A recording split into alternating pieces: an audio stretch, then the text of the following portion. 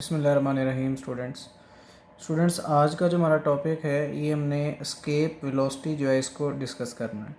Escape velocity को discuss करने से पहले हम लोग कुछ जनरल चीज़ें डिस्कस करते हैं।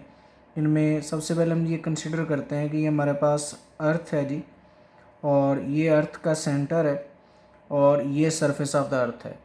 अगर सरफेस ऑफ अर्थ से हम किसी ऑब्जेक्ट को वर्टिकली अपवर्ड थ्रो करते हैं तो ये ऑब्जेक्ट वर्टिकली कुछ डिस्टेंस कवर करने के बाद ये डाउनवर्ड फॉल करता है। और ये आप सब लोगों को पता होगा कि ये डाउनवर्ड फॉल करने की वजह क्या होती है कि जो अर्थ ग्रेविटेशनल फील्ड है ये इसको डाउनवर्ड अट्रैक्ट करता है। अब अगर इसी ऑब्जेक्ट की हम वेलोसिटी थोड़ी और बढ़ा दें तो ये और ज़्यादा हाइट तक जाएगा, लेकिन इसके बावजूद अभी भी ये वर्टिकली डाउनवर्ड ही फॉल करेगा। अगर हम इसकी इनिशियल वेलोसिटी को बढ़ाते रहें तो एक पॉइंट ऐसा आएगा जिसके बाद ये वर्टिकली डाउनवर्ड फॉल नहीं करेगा, और ये वाला जो पॉइंट होगा इस पॉइंट को नॉर्मली हम लोग इन्फिनिटी पॉइंट कहते हैं। और इस पॉइंट पे जो फोर्स ऑफ ग्रेविटी होती है वो ज़ीरो हो जाती है। इन्फिनिटी पॉइंट का मतलब ये है कि ये ऐसा पॉइंट जहाँ पे फोर्स ऑफ ग्रेविटी ज़ीरो हो जाए।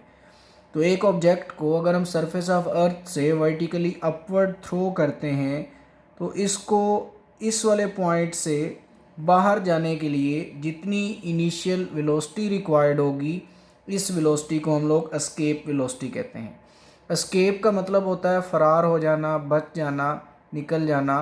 तो यहाँ पे इसका मतलब एक्चुअली क्या है कि जो अर्थ ग्रेविटेशनल फील्ड है उससे बाहर चले जाना। तो अर्थ ग्रेविटेशनल फील्ड से बाहर जाने के लिए जितनी इसको इनिशियल वेलोसिटी रिक्वायर्ड होगी इस इनिशियल वेलोसिटी को हम कहेंगे that is it's escape velocity. ये एस्केप वेलोसिटी का आइडिया है। इसके बाद हम इसका फार्मूला ड्राइव करते हैं। सबसे पहले अगर आप डिफ़ाइन करना चाहें इसको तो आप डिफ़ाइन कर सकते हैं initial velocity of an object. इसको हम लोग डिफ़ाइन करते हैं इनिशियल वेलोसिटी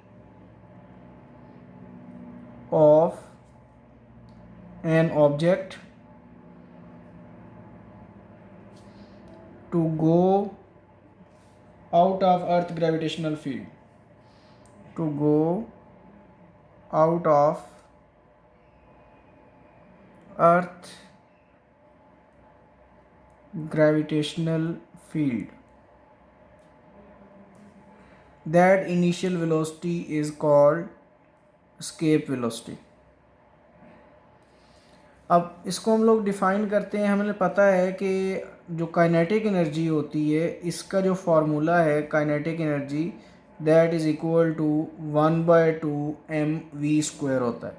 इसका मतलब है अगर किसी ऑब्जेक्ट ने अर्थ ग्रेविटेशनल फील्ड से बाहर जाना है, अगर हम उसको वेलोसिटी प्रोवाइड करते हैं तो इसका मतलब है उसके रिस्पेक्टिव उसकी काइनेटिक एनर्जी की भी कोई वैल्यू होगी। तो अगर हम यहाँ पे एस्केप वेलोसिटी लिखते हैं तो फिर हम इस काइनेटिक एनर्जी को इनिशियल काइनेटिक एनर्जी कह देंगे। और हमें पता है कि जब कोई ऑब्जेक्ट अर्थ सरफेस से अवे मूव करता है तो उसकी काइनेटिक एनर्जी जो है वो रिड्यूस होती है, लेकिन उसकी जो पोटेंशियल एनर्जी है उसमें इंक्रीज़ आता है।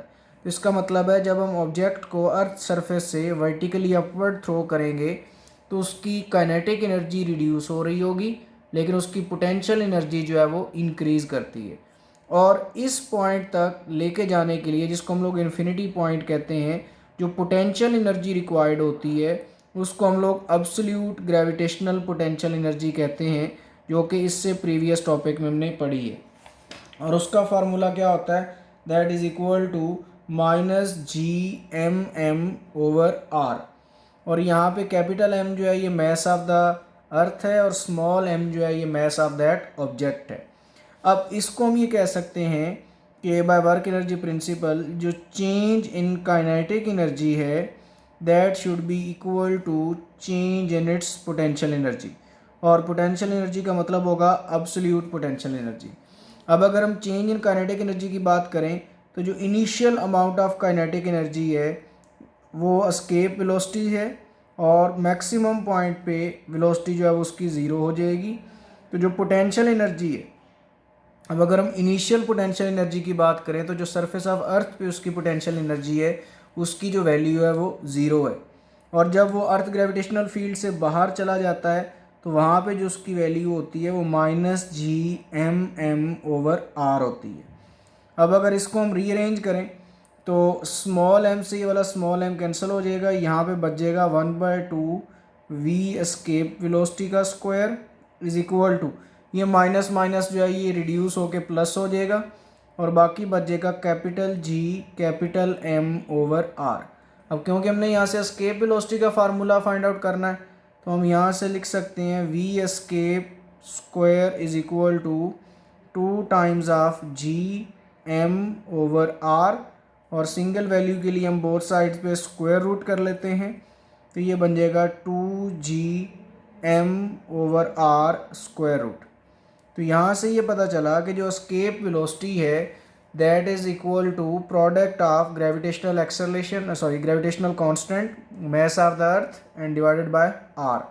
अब अगर हम इसको रीअरेंज करके एक और फार्मूला की फॉर्म में लिखना चाहें तो हमें पता है कि जो ग्रेविटेशनल एक्सेलरेशन होता है इसका फार्मूला क्या होता है, that is equal to Gm/r square होता है। अगर हम इसको रीअरेंज कर लें तो हम इसको लिख सकते हैं G is equal to Gm/r into R. अब इस r को हम इस तरफ जाके अगर मल्टीप्लाई करवा दें तो ये बन जाएगा Gr is equal to G into M divided by r।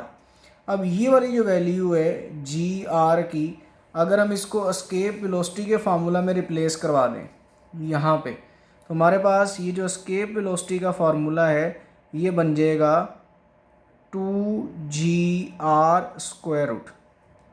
ये एस्केप वेलोसिटी का एक अल्टरनेटिव फार्मूला है जो हमें ये बताता है कि जो एस्केप वेलोसिटी है that actually depends upon the gravitational acceleration and distance from the centre of the earth. Centre of earth से जो डिस्टेंस है उस पर डिपेंड करेगा और ग्रेविटेशनल एक्सेलरेशन पे डिपेंड करेगा। अब अगर हम यहाँ पे वैल्यूज़ रिप्लेस करवाएं तो G की वैल्यू 9.8 रिप्लेस करवाएंगे हम और जो R की वैल्यू है रेडियस ऑफ अर्थ वो हमें पता है 6.4 10⁻⁶ होता है और इसका स्क्वायर रूट अगर हम इसको सिंप्लीफाई करें और इसको सॉल्व करें तो जो इसका आंसर है वो 11,200 मीटर पर सेकंड आएगा। और अगर इसको किलोमीटर में चेंज करेंगे तो 1000 से डिवाइड करवाएंगे। जब इसको 1000 से डिवाइड करवाएंगे तो इसका आंसर आ जाएगा 11.2 किलोमीटर पर सेकंड। इस वैल्यू का मतलब ये है कि अगर किसी ऑब्जेक्ट को आप सरफेस ऑफ अर्थ से इस वेलोसिटी के साथ वर्टिकली अपवर्ड फेंकेंगे तो वो अर्थ ग्रेविटेशनल फील्ड से बाहर चला जाएगा। लेकिन यहाँ पे हमने एयर फ्रिक्शन को इंक्लूड नहीं किया, कई फैक्टर्स हमने इंक्लूड नहीं किए। हम ये जो कैलकुलेशंस कर रहे हैं ये है जी no air friction. Air friction को इंक्लूड करेंगे तो ये एग्जैक्ट वैल्यू नहीं होगी, ये वैल्यू चेंज हो जाएगी। इसके साथ साथ पॉइंट ऑफ प्रोजेक्शन पे भी डिपेंड करेगा कि हमने कौन से पॉइंट से इसको प्रोजेक्ट करवाना है। फिर इसके साथ साथ रोटेशन ऑफ अर्थ पे भी डिपेंड करेगा कि आप रोटेशन ऑफ अर्थ अगर हम एंटी क्लॉकवाइज कंसिडर कर रहे हैं तो जो हमने प्रोजेक्टाइल को थ्रो करवाना है या ऑब्जेक्ट को थ्रो करवाना है वो किस डायरेक्शन में थ्रो करवाना है। तो ये वो फैक्टर्स हैं जो हमने यहाँ पे इंक्लूड नहीं किए। लेकिन यहाँ पे एक जो इम्पॉर्टेंट चीज़ है वो ये है कि जो एस्केप वेलोसिटी है it actually does not depends upon the mass of the body. Escape velocity does not depend on mass of the body. अगर हैवियर मैस है लाइटर मैस है दोनों के लिए जो escape velocity की वैल्यू होगी वो सेम होगी। तो फिर डिफरेंस किस चीज़ में आएगा, जो डिफरेंस होगा वो इनकी काइनेटिक एनर्जीज में डिफरेंस होगा। स्मॉल बॉडी होगी तो उसके लिए आपको पता है मैस और वेलोसिटी का प्रोडक्ट जो है वो कांस्टेंट आना चाहिए। लाइटर मैस वाली बॉडी होगी तो ऑब्जेक्ट को जो थ्रो करना पड़ेगा वो ग्रेटर स्पीड के साथ होगा एंड सो ऑन। तो इस वजह से यहाँ पे हम ये कहते हैं कि जो एस्केप वेलोसिटी है actually does not depends upon the mass of the body.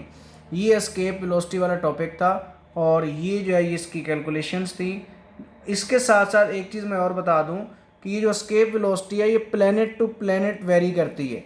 अब अर्थ पे हमें पता है जी की वैल्यू 9.8 होती है। अगर हम मून की बात करें तो मून पे जी की वैल्यू रिड्यूस हो जाती है।